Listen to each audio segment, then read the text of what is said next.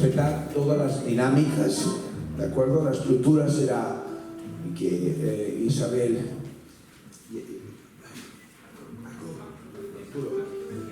Sí, empieza él, la melodía también. Melodía, o sea, se repartirán la melodía, luego harán un solo medio y Scott hará uno entero y un solo más por aquí. Y nos iremos adelante con el chupi de saxos, el sol, etcétera, y una.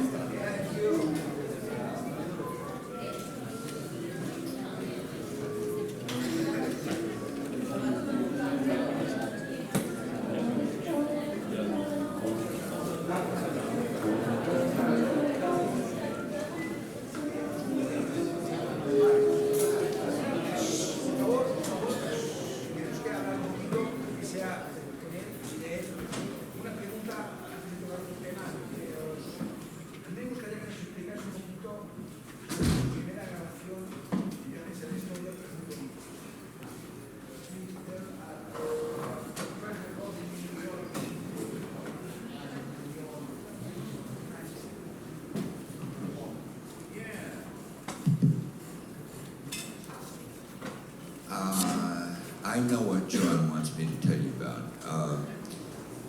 It wasn't my first recording, but it was one of my first recordings. It was I'd made a few albums, but there was a guy in New York in those days that had a little record label called Progressive, and he used to get money from the Japanese to record people in New York, and then he would put them out in Japan. Later on, they came out in America as well. I was about 24, and I remember he must have talked to me at night. I think I was drinking a little bit, and I didn't remember the next day. I woke up, and the telephone rang, and I said, hello, and he said, you're supposed to be down here. You're supposed to be in the studio. So I said, oh, okay. And I got in a cab, and I went down to the Village. And it was Connie Kay, a great drummer, was with the Modern Jazz Quartet. And he was a friend of mine. I knew him quite well. So Connie was there, and George Mraz, a wonderful bass player. And it was supposed to be Hank Jones on piano. But Hank was worse than me. Hank didn't ever come anywhere on time, and when he did come, sometimes he didn't come at all. He just said yes to everything. And then later on, he'd decide where he was going to go. So we were there for about 2 hours. I think we were supposed to record for 4 hours in those days. Every session was 4 hours. It was about 3.5 hours later, Hank Jones came in with, it was winter, he had his coat and he had a little hat, and he sat down at the piano and he took his hat off and put it on top of the piano, and he said, okay, how about Crazy Rhythm? And here's the ending. So we played it. And then he said, I may be wrong, and here's the ending. And we played that. Then he said, we should do a ballad. And I said, okay, Body and Soul. So we played Body and Soul. And then there was one more song, I don't know, All of Me. And here's the ending, okay? And we did that. It was 20 minutes of music in a half an hour. And the session was over, and Hank took his hat, and put on his hat. His coat was still on, and he went out. And so I said, well, that's good. We have a half of an album. He said, well, we'll finish the rest later. I said, well, I have to go to Chicago, because I had a gig in Chicago. And I said, I'll be back in 3 weeks, I think. And they had a huge snowstorm during this time. Everything was disaster. Nobody could move around New York. The snow was up higher than the first floor, piled up, you know. They were dumping it into the Hudson River. And when I came back from Chicago, I had to go down to the studio and finish the album. And I got there, and he said, oh, Hank couldn't come. And I said, well, I'm not surprised. But he said, but we got Tommy Flanagan. Well, Tommy was as great a pianist as Hank Jones. I was very, very fortunate. I had no business playing with either of those musicians. I was 24 years old, and I was still figuring things out. But, you know, you don't say no when somebody offers you a thing like this. So I made a record with Hank Jones and Tommy Flanagan, both, one on one side and one on the other. And it's not so bad, really, for a 24-year-old. around. I think it's okay, but it's not great. But it was a good thing that I did those, because if I had said no, maybe I never would have had another chance to record. But I said yes, and I did it. And even though it's not as good as I wished I had played, I got to make a lot more records. And when I was older, I even made some that I think are good, you know. So it's always say yes. That's the lesson there. Say yes always.